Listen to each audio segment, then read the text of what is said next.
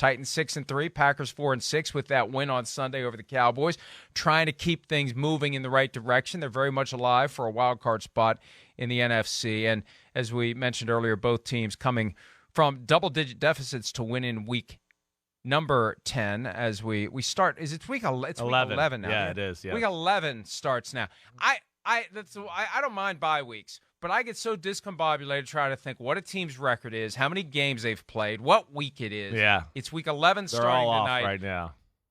One of these teams has played 9 games, the other has played 10. The Packers' bye is coming up in a few weeks. The Packers, most importantly, snapped that 5-game losing streak, which I think at some point you got to win. But to beat a really good team should give you something that carries over into this short week game. A little burst of confidence, a sense that we've turned the corner, an idea that we can compete and we can win. Let's take them one game at a time. But I've wrestled with this one. We got the Mega Picks podcast coming up in a few hours, and I've gone back and forth. Who do I like? Titans, Packers, Titans, Packers.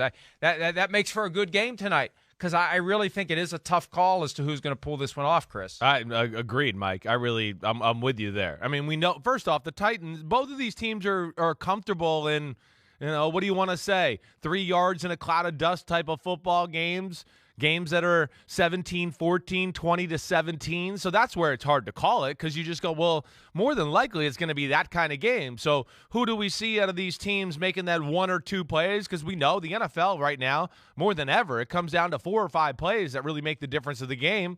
Who's going to make those plays to, get that 3-point advantage to win the football game? I'm with you. I've gone back and forth with this one as well. You got to think Green Bay got a little more confidence. Like you've talked about with Minnesota all year. You get a win against a good team and all that. Okay, wait, we know how to win that type of football game. Tennessee definitely knows how to win that type of football game. They're in that every week. It never changes. So that's where it's really cool. But I think there's some interesting things about the matchup too, right, Mike? I mean, the running game of the Packers, their offense, it's been one of the, best things going in the NFL the last few weeks. Oh, whoa. Well, I don't know. Now it's the clash of the Titans there. I mean, literally, because the Titans D-line, you can't move it with some of those guys up there. Jeffrey Simmons, I think he's going to play. I know he was maybe questionable, didn't play last week, but that's where it gets interesting is, oh, wait, Aaron Rodgers and the team that wants to run the ball and do that and be real efficient with the short passing game for the most part, they might not be able to run the ball tonight at all. And now that might mean Rodgers has to drop back and throw the ball against a team that can rush the passer really well and can play really good pass defense. So that's where, Mike, I'm with you. I think there's a lot of stuff here to unpack about this matchup. Jeffrey Simmons is questionable for tonight's game with an ankle injury. He's in Green Bay. If he hadn't made the trip, he would have been ruled out. There are 5 players out for the Titans. Bud Dupree with a hip, Amani Hooker, the safety, with a shoulder, Lonnie Johnson with a hamstring. He plays corner, and center Ben Jones has a concussion. Also, the kicker, Randy Bullock, is out for tonight. Josh Lambo makes his first appearance since he was cut by the Jaguars. Remember, he's the guy who was kicked, allegedly, by Urban Meyer. He filed a lawsuit. The lawsuit was dismissed earlier this week, but it's going to be refiled under a new theory. But Josh Lambo is back. Wasn't blackballed for filing a lawsuit. I figured once he filed that, it was the kiss of death, and nobody would ever give him another chance in the NFL. But yeah, it's cool. We'll kick tonight. Maybe they realized it was Urban Meyer, and there was some probably merit to the whole thing, and they, were able to evaluate that the right way. So that's good to see him back out there. That was really the tipping point. Once that came out, Rick Stroud of the Tampa Bay Times reported that last year. That was like a crazy, weird, the whole Urban Meyer adventure. And once that story emerged, it felt like that's when it all began to fall apart. That was the end of the end. Not the beginning of the end, but the end of the end for Urban Meyer, and he was out as the Jaguars coach. So last year's coach of the year, at least as far as PFT was concerned, Mike Vrabel, trying to pull it off on the road. I think back to that Thursday night game last year where they were down to the 49ers and they just keep coming. There's a relentlessness to the Tennessee Titans. There is, right. You mentioned, Chris, this idea that most football games, especially when it's 2 closely matched teams, it comes down to a play here, a play there, a decision here, a decision there, a fluky thing here, a fluky thing there. And when you have Aaron Rodgers, that gives you an edge when it comes to making those things happen. Right. But we got Mike Vrabel. When you got Mike Vrabel, that gives you an edge as well. Right. Who was it? Did you – somebody was because there's been this weird pushback to the Colts had no business hiring Jeff Saturday narrative. Right. There's people in the media saying that people are wrong to say that the Colts were wrong to give the job to somebody with no coaching experience. And somebody made the point, well, Mike Vrabel's a coach. A slight difference. Mike Vrabel's been coaching for a while. He Ohio got into State, coaching. Houston Texans. He's been a coach. Right. This isn't a guy that just got plucked out of the wilderness. He's a former player who pivoted to coaching. So he instantly. Just go sit at home, right, eating pork rinds for 10 years, and somebody called up and say, hey, how'd you like to coach? Sure, what the hell? I'm not really doing anything else. I've done all my lawn work, and cars are fixed. Yeah, I'll come coach for a few weeks. So I can't remember who it was, but no, Vrabel's become one of the best coaches in the NFL. No question. And we don't look at him that way because he looks like he'd still put the pads on and beat the crap out of you. That's right. He looks exactly. I mean, he still looks cavemanish, and with all due respect. I mean, he's a freaking outside linebacker for the New England Patriots, the Giants mold, which they only believe in huge, killer human beings. He's a guy that, probably had to watch what he eat his whole career to stay at 6'5", 270, because if he had a bad weekend of eating, he would have been 285 or 290. I mean, he is. He's a giant human being. But, man, I'm with you, Mike. I think we're both in agreement there. The respect I have for Mike Vrabel, the coach, is through the roof. He is definitely one of the best coaches in football. And because of what you said. The team, all the basic details of football and just the getting back to the basics there, they're great at all that. Blocking, running, tackling.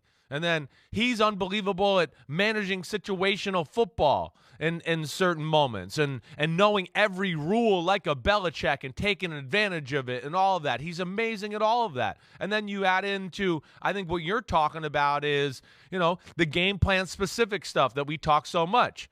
He plays one defense one week, and you come out the next week, and you just go, I don't know exactly what they're doing, but damn, they're all over these guys. They know exactly where they're trying to attack, and that's where, when you talked about Rodgers and Vrabel, that's where I get real excited, because I look at it like this, Mike. I don't know. I got to see somebody run on this defense before I say you can run on this defense. With Simmons, who I think is going to play, this kid, look at number 90 tonight, everybody, Naquan Jones. He's arguably the best run-stopping defensive tackle in football. And let alone they got another group of just depth and great size on the D-line where I don't think they're going to be able to move that group up there. I'd be shocked if they can run it. But then gets into the chess match, Mike, of what you're talking about of Rodgers, the quick release, the RPOs, the quick throws, and Vrabel and a pass defense that's really honed in for the most part as of late. We saw that in the Kansas City game. I mean, Patrick Mahomes didn't have one person open the whole night. He just got it in there and got it done the whole night. It was unbelievable. And so now they got to come up with a little bit of game plan, stop the run, and take away the ability to get it out real quick and, find these little holes off of the little run fake. And that's what I'm excited to see, what Vrabel and company got for that. I do think the short week actually hurts them more than it does Green Bay in a lot of ways, because Green Bay kind of know what they're going to do. It's their formula on offense, blah, blah, blah. Vrabel and them, like we're talking about, they're a little more exotic. And, I'm sure they'll have something for them tonight, but I'm very interested in that aspect of the matchup. Titans had their bye week 6, and right. I'm sitting here wondering how much time Vrabel may have spent to planning ahead for this one, because he's played the Colts, Texans, Chiefs, and Broncos since the bye ended. And, they know those teams pretty well. The Packers, a team they don't play very frequently, and I can't help but wonder whether he spent some of that time getting ahead of things because he knew that Thursday night standalone primetime game at Lambeau Field is coming. And, that Belichick mindset, no days off, bust your ass quietly. It's not like Mike Vrabel tells everybody how hard he works. Some people feel compelled to tell everyone how hard they work. Some people just go work hard. Yeah, that's They're Vrabel. too busy to stop and tell everybody how hard they're working. Right. And that's Vrabel. So that part is going to be fascinating. You made the point yesterday about how they set the record by far last year of the total number of players that were on the roster. Right.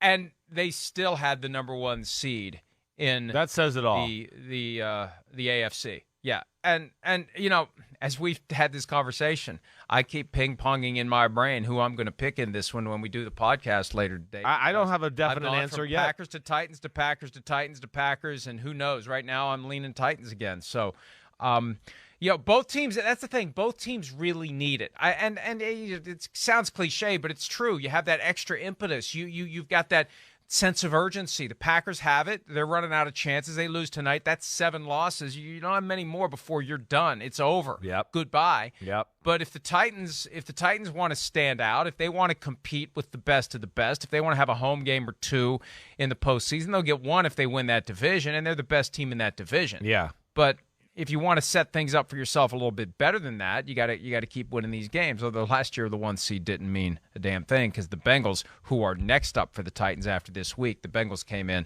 and beat them last year to end that run after being the 1 seed. All right, so when the Packers have the ball, yeah, you're expecting that they're going to continue to run. The question in your mind is, will they be able to? I don't think they will. I don't think they will. That would be my assessment sitting here now, right? That's I haven't seen anybody be able to really run on the Tennessee Titans as of late. So that's where I just go, I don't think they will. And then, yeah, Mike, the next part is now I don't think Tennessee will give them the opportunities you saw Dallas give them as far as, we'll play man-to-man across the board and take away the RPOs or some of the short passes that way. And then Rodgers got to hit Christian Watson really on all 3 touchdown passes. It was man-to-man coverage, a guy in a really tough spot against a guy that runs 4.29.